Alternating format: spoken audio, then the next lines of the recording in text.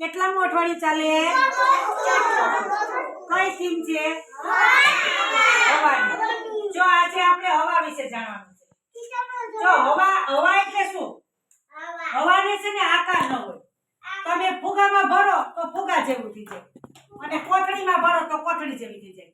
હવામાં જોર હોય અને આપણે મેં તમને કાગળ દીધો છે બધાના હાથમાં. ઈ આપણે ઉડાડવાનો છે.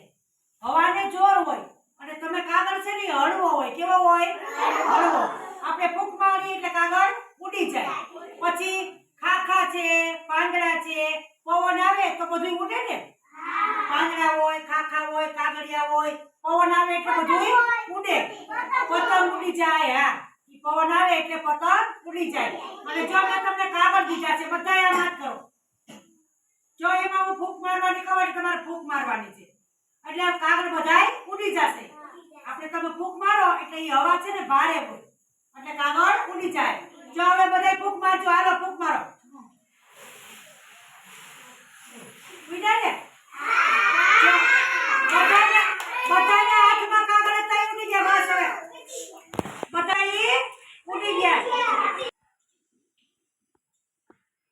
જો આ તમને કાગળ દીધા હતા, તમે ફૂંક મારી એટલે ઉડી ગયા. શું થયું?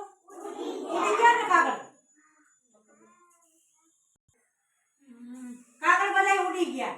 એટલે કાગળ બધો હળવો છે. શું છે? હળવો. અને આપણે પવન ફૂંક મારી એમાં જોર હોય, ભાર હોય.